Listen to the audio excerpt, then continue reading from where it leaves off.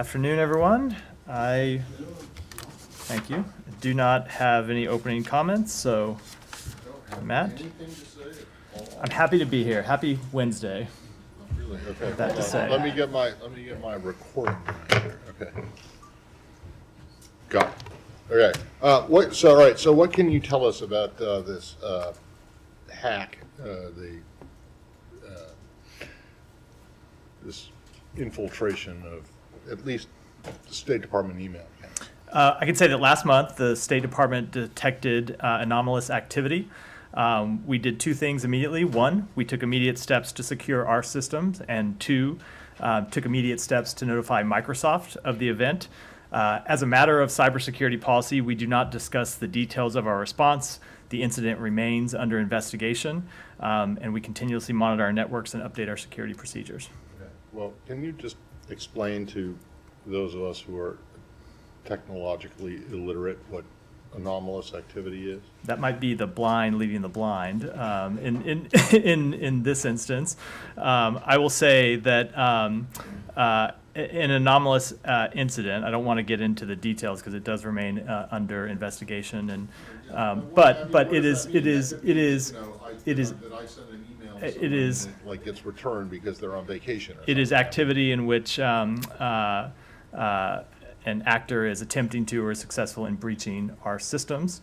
We discovered it last month, and as I said, immediately took steps to secure our systems and then also notified Microsoft. And were they successful in breaching the systems? I am not going to speak in any detail about the underlying event. Okay, and this happened, you discovered this before or after the Secretary's trip to Beijing? I'm not at liberty to say the exact date, other than that it was last month. And do you have reasonable suspicion about who might be behind it? We have not yet made a public attribution. I know. Yeah, I know. We've certainly noted the attribution that Microsoft has made for the incident. Do you have any reason to doubt? No, but on behalf of the U.S. government, we have not made our own attribution at this point. But you have no reason to doubt? No, but okay. That's not the same thing as us confirming with our own attribution, of course. I'm not saying it is. I'm just saying you don't have any reason. We understand each other. I mean, you don't think it's like, I don't know, people from the Falkland Islands? I do not believe it's people from Falkland Islands. Okay, thank you. Can you say if it targeted specific people or bureaus within this building? I cannot. I can't get into that level of detail.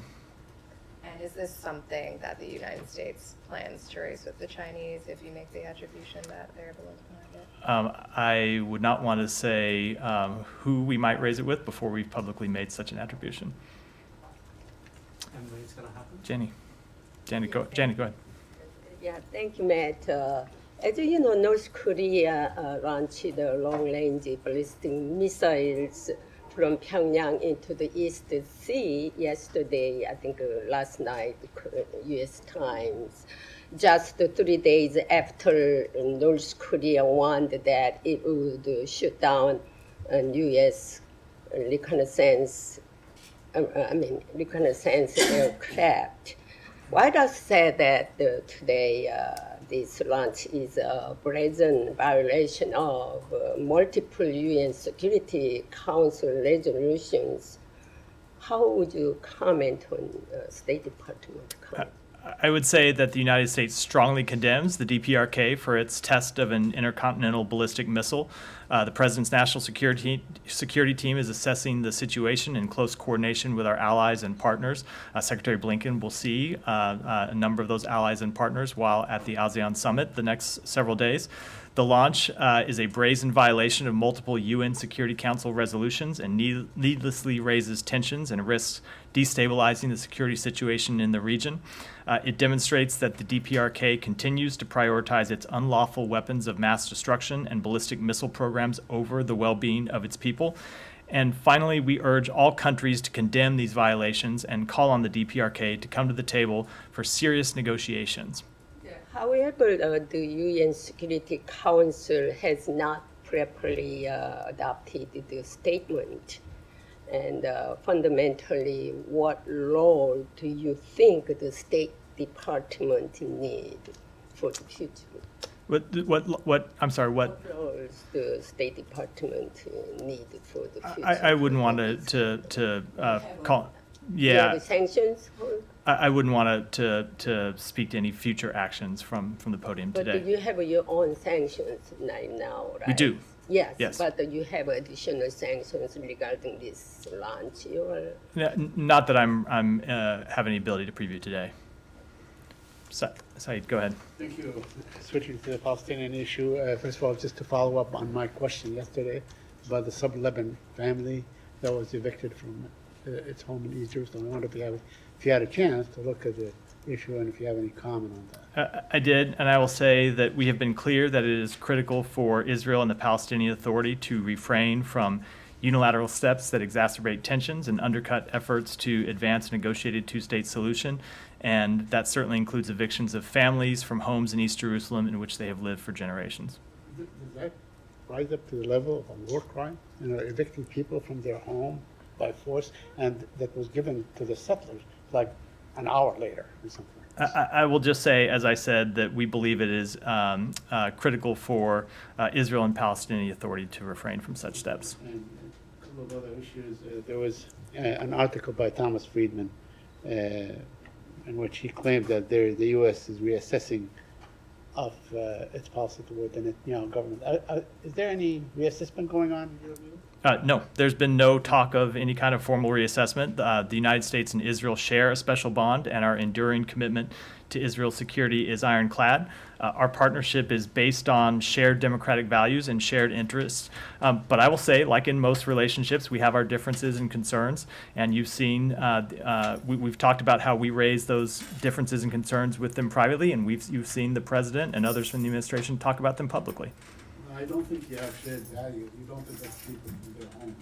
You know, that force them. Anyway, he says, some of the things he said that, the government is doing all it can to basically make, the fictitious, as he calls it, call for a two-state solution completely, unattainable by any measure. Do you agree with that at this point? Those are his words, not ours. I would say that, as the president reiterated, even just this weekend, the United States remains committed to a two-state solution.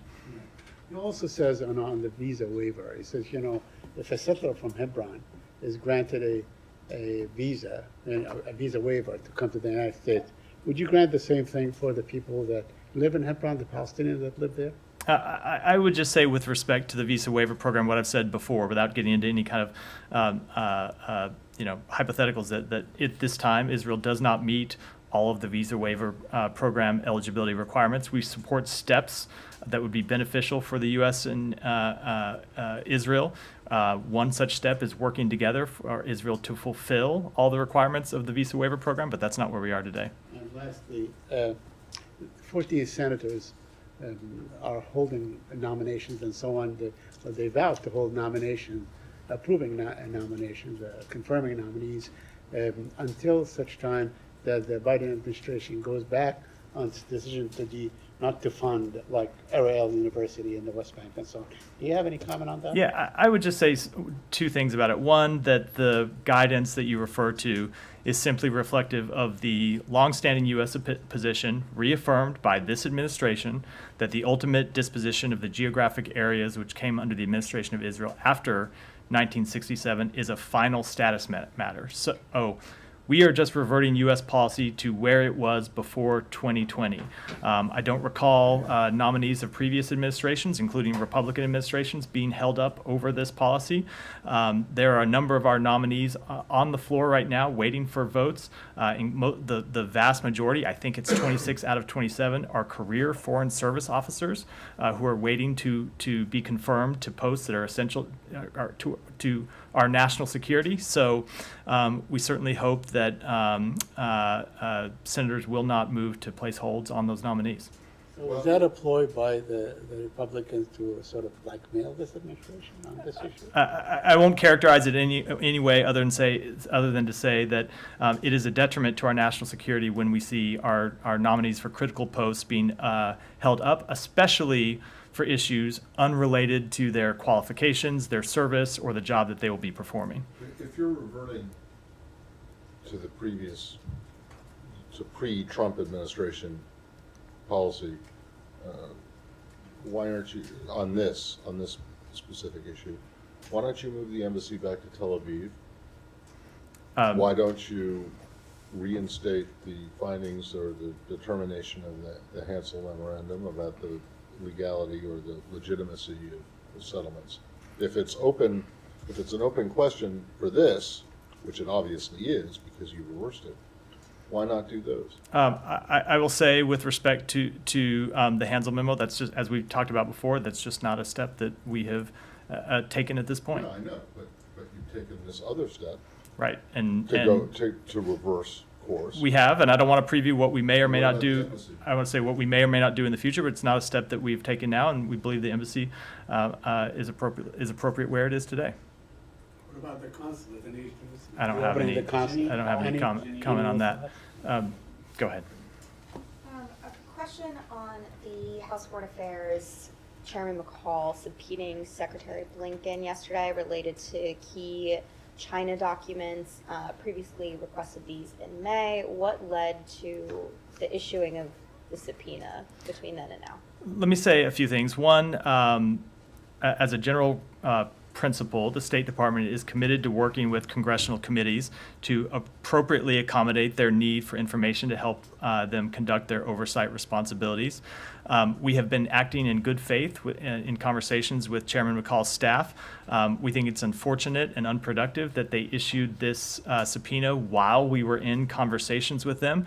I would note, as I noted the last time we talked about a subpoena from this committee, that courts have made clear that they expect congressional committees to engage in a good faith back and forth negotiation process with the administration when it comes to access to documents. From our perspective, we were in the middle of that process, and we're evaluating the committee's request with an eye toward turning over some documents when they issued this very subpoena.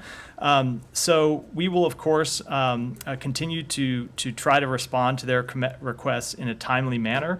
We have to balance that with the growing number of congressional inquiries we've gotten, including from this committee, and the committee's shifting priorities when they issue a range of document requests. So we will continue to try to work with them to meet their legitimate needs while balancing the fact that we have to fulfill other requests as well. And what was the sticking point that led to this subpoena? What kind of stalled those negotiations? McCall said further obstruction and delay will not be tolerated. What are they looking for that they're now subpoenaing? You know, I don't want to litigate it publicly because I think it's appropriate that we have those conversations with them in private at this point. Although I will say that we were in discussions with them, and we're holding those discussions with an eye toward turning over documents when they short-circuited the process and issued this subpoena. I will also say that we have had 49 engagements with members of that committee just since January. So we continue to have discussions with them. We have provided documents with them to them on other matters. And I would just say to the underlying claim that I've seen the committee and other members on the Hill make about our actions with respect to the PRC. We have done more to counter the PRC than any administration in recent memory. We are clear-eyed about the challenge, and our actions back that up. Since President Biden has taken office, this administration has issued a record-setting number of sanctions, export controls, competitive actions with respect to the PRC. And I will say, when I was in Beijing with Secretary Blinken, one of the things we heard over and over from Chinese officials is their deep protests and their deep complaints about the competitive actions that we have taken. And one of the things that we have that we made clear to them, that Secretary Blinken made clear to them, is that we stand by the actions that we have taken, and we will continue to impose additional costs on them when it's appropriate to do so. Follow-up Yeah. while we're on the congressional side of things. The State Department delivered the letter regarding Rob Malley to the committee yesterday. Have you received a response from the State Department's letter? Not that I'm aware of. On the same subject? Yeah, go ahead. Well, Chairman McCall Wasn't very happy with the State Department's letter. About the security clearance aspect of the whole thing, State Department, even when the investigation is over, still the State Department will not turn over the information? I don't want to speak to where we might be at the conclusion, and this is not with respect to Rob Malley, but generally with respect to the conclusion of any investigation, what we might decide to do. I will note that in that letter we made a few things clear. One, that there were some areas where we did think it was appropriate to provide them information. For example, with respect to personnel information, there are some things that we could provide them and we would look to do so, that we would engage with them to talk about policy matters, but that there are certain areas, investigations are one where there is the longstanding practice of the executive branch that is backed up by significant jurisprudence, including a Supreme Court ruling, in which it is not appropriate to turn over information to the Congress.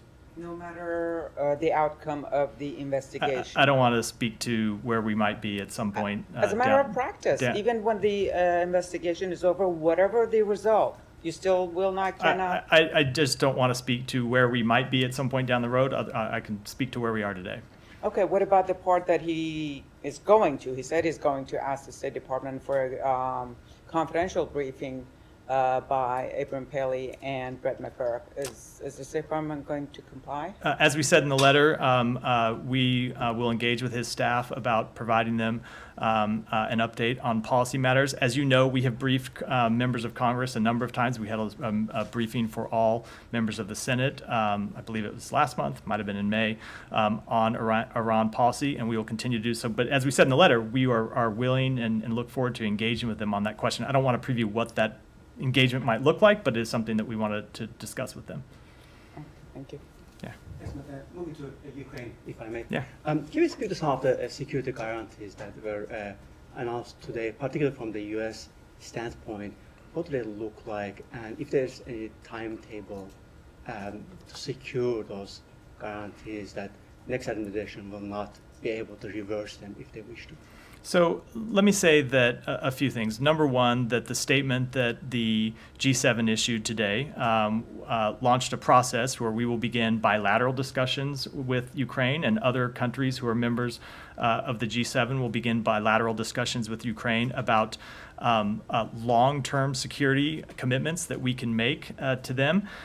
We have talked a lot in the 16 months since this war began about the security assistance that we provided to Ukraine. And as you know, we continue to roll out new security assistance packages all the time. But the focus of this effort that was announced today is how we can put Ukraine on an appropriate long-term footing to defend itself against not just the Russian aggression that they're suffering now, but future Russian aggression.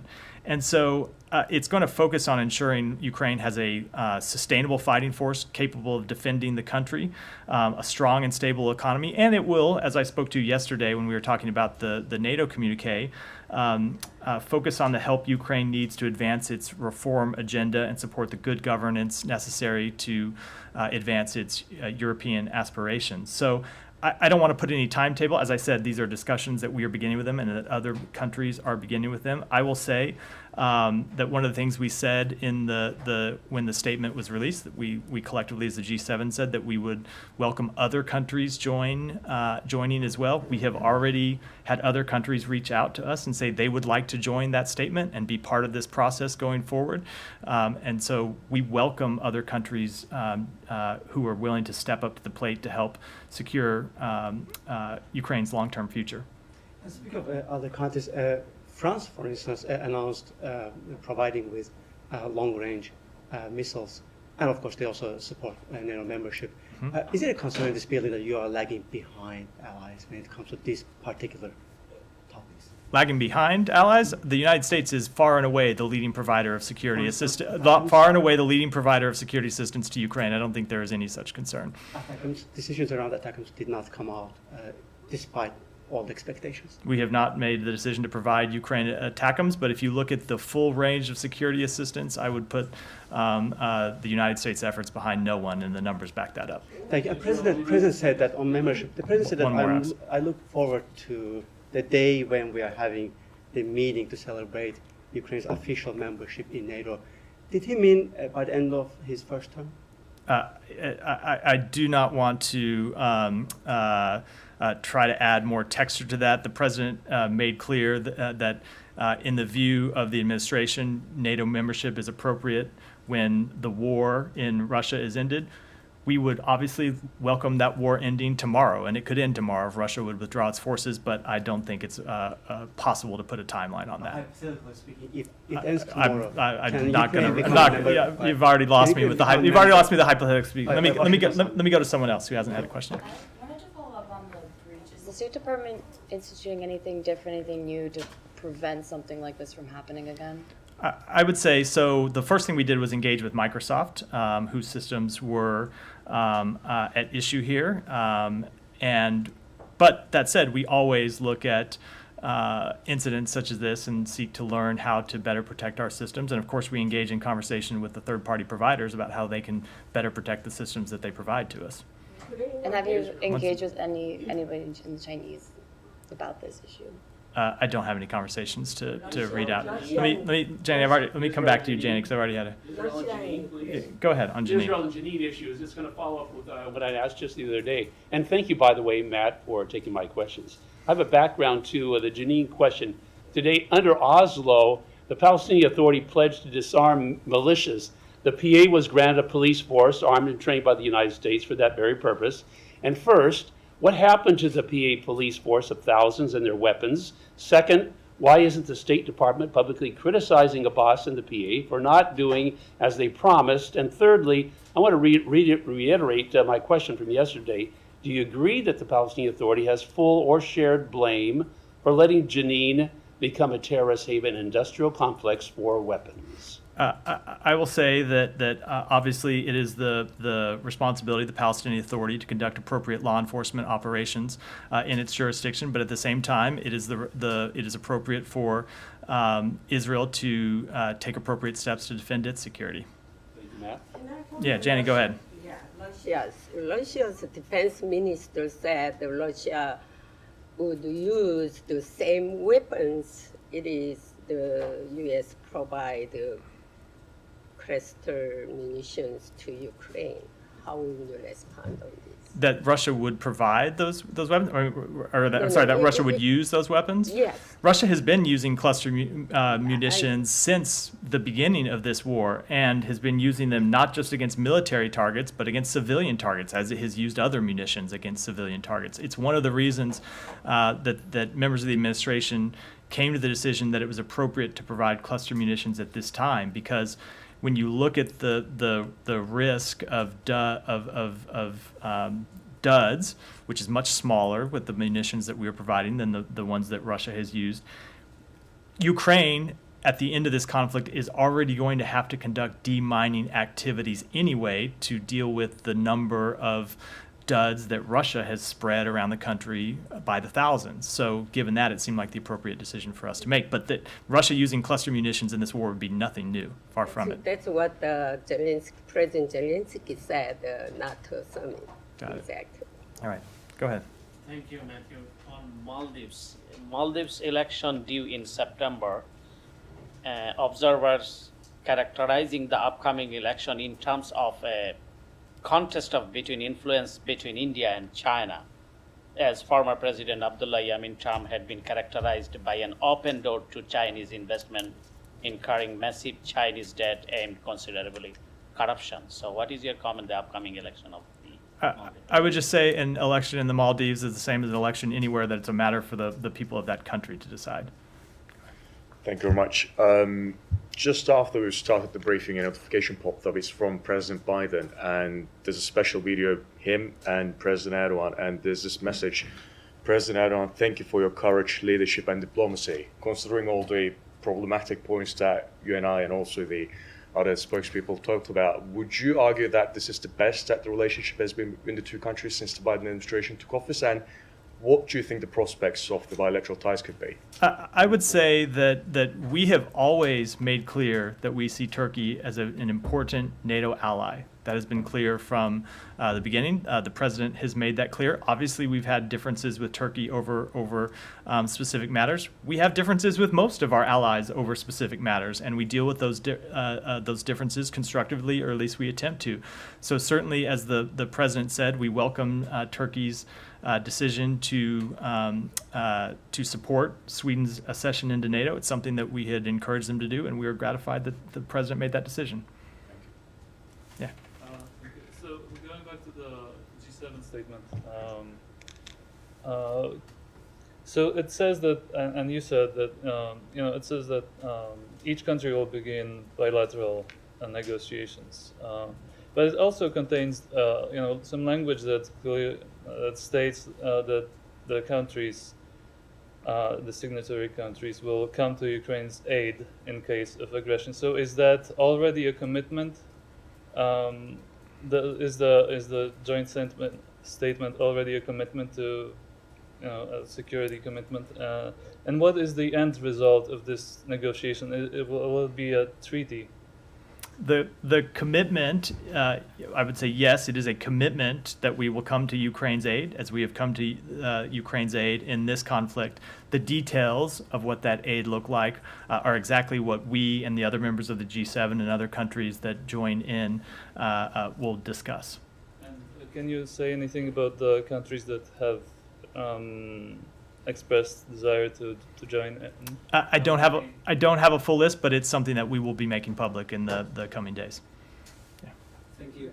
There are some reports that the U.S. stopped monitoring the coca cultivations in Colombia. Do you have any? I'll have to take that one back. Yeah, take that one back. Yeah, go ahead. I have a question on North Korea. At ASEAN ministerial meeting and ARF meeting, which secretary will join soon in Indonesia, what kind of message do you expect to send to North Korea following the recent launch of ICBM? I think that the secretary will send the same message that you heard the White House reiterate today, and that you heard me say from this podium a few minutes ago, which is that we strongly condemn the DPRK for its ICBM test. At the same time, we will make clear, as we have for some time, that the door is open to diplomacy. Pyongyang has so far rejected that offer for diplomacy. We would hope that they would reconsider, and we would hope that all countries, including countries in the region, would condemn the violations of UN Security Council resolutions and encourage North Korea to come to the table for serious negotiations. To follow up, China announced that top diplomat Wang Yi will join ASEAN ministerial meeting in Indonesia. And do you expect any meeting or engagement between Secretary and Wang Yi? I would say in answer to that, we will be making the Secretary's full schedule at ASEAN available tonight, including the bilateral meetings he'll be having with representatives of other countries. Yeah, come back to you next. Diaspora Affairs Minister yesterday alleged that President Biden and the administration's statements on Israel are prearranged and coordinated with Israeli opposition figures to stoke protests against Israel's judicial reforms. Do you have any response to that allegation? I'd say it's absolutely not true. Erdogan said today he wouldn't introduce the protocol for ratification for Sweden until Parliament's back in session in October. Does the U.S. see this as an acceptable timeline? And will it impact a potential F-16 sale? I don't have any comment on the timeline other than to say that, as I said, we welcome the president's support. We think that's serious, and we would urge it to happen as soon as possible. And I'll leave it at that. Alex, go ahead. Thank you. South Caucasus, if I may. Yeah. Secretary yesterday spoke with Armenian Prime Minister. Clearly, he is remaining engaged, even though he's traveling right now. Is there any reason, anything triggered that call, and is he planning to call to Azerbaijan as well? And if there's any upcoming meeting, you guys are no meeting that has been scheduled as of yet, though we do continue to look forward to the next engagement between the ministers from both Armenia and Azerbaijan, but I don't have any update to give. I appreciate it if you help me unpack a little bit the phrase that you guys have adopted since May, which is, quote unquote, the peace is within reach, agreement is within reach. English is my second language. I'm trying to understand how to translate that into Azerbaijan and Armenian. If I put in the time frame, which is about months, 2 months, 5 months, when you say within reach? What do you mean? I can't help you with the translation, obviously, nor would I want to put a timetable on it. I will say what that we have meant when we say it's within reach is that they have made significant progress on a number of issues. Even in the last meeting, they narrowed the number of issues that remain unresolved. And so we think with a dwindling number of issues to resolve, the agreement's within reach, but that of course would involve both parties being willing to compromise. I know, George, if I may, there are reports that Georgian Prime Minister was told not to show up in Vilnius due to his criticism of NATO over Ukrainian war. Is that true? I'm just not aware of that. But why was he not? I'm just simply not aware.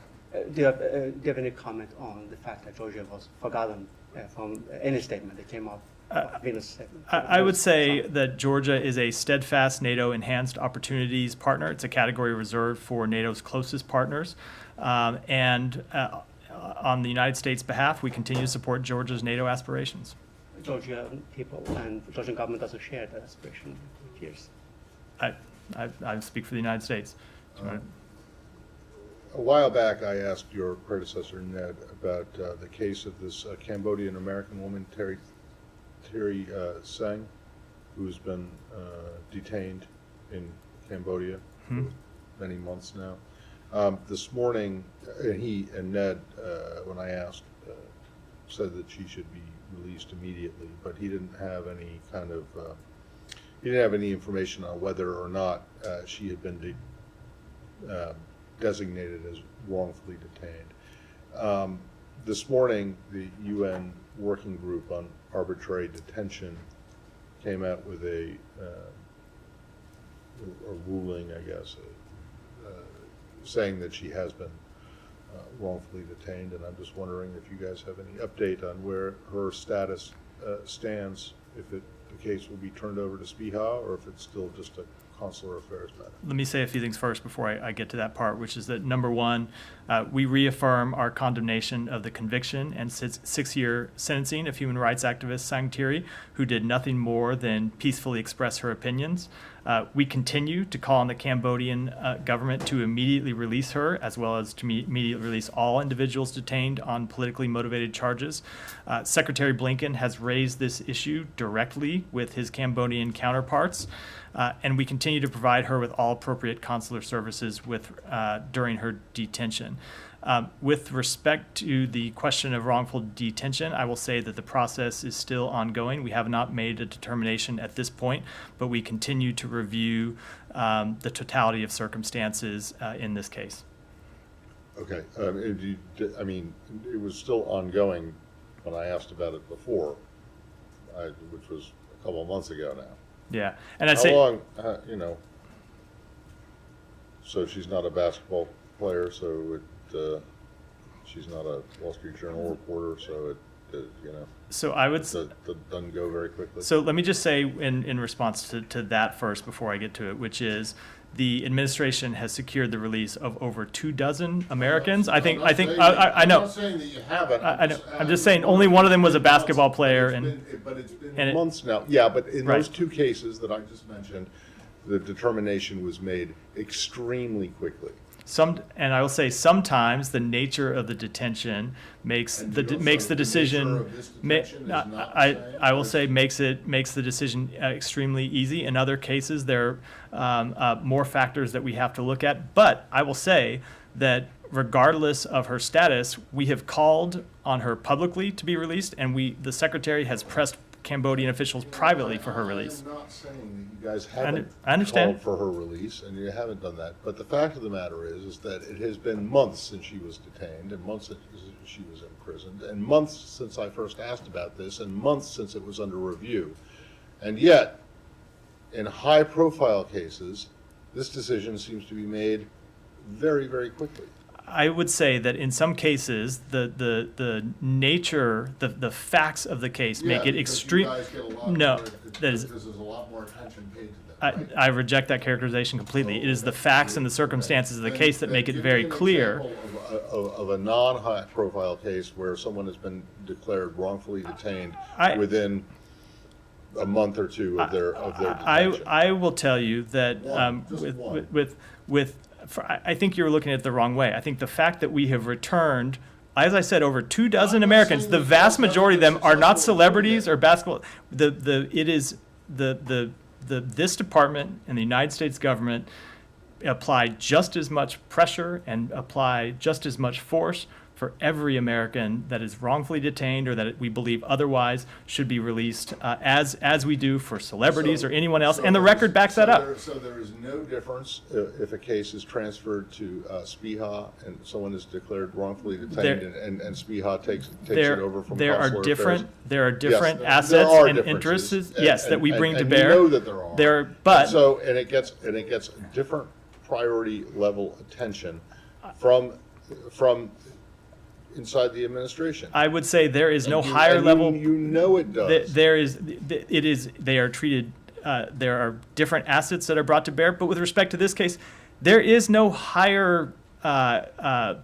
There is no higher priority we can make it or higher pressure we can bring to bear than the Secretary of State himself personally raising a case with his counterparts. I'm not suggesting that he hasn't done that or that you guys haven't been trying. I'm just wondering why it's taking so long for you guys to make this kind of a determination when, in other cases, more high-profile cases, it's been done very quickly. The difference between the cases is not the profile, the relative profile. This is a very I would say this is a very high-profile case, and the difference in the cases is not How many times is has not been the. asked about in this room, other than by me? I am not asked. I'm not asked questions about most of the Americans who are wrongfully detained, but that doesn't mean that we're not working on them with all with every bit of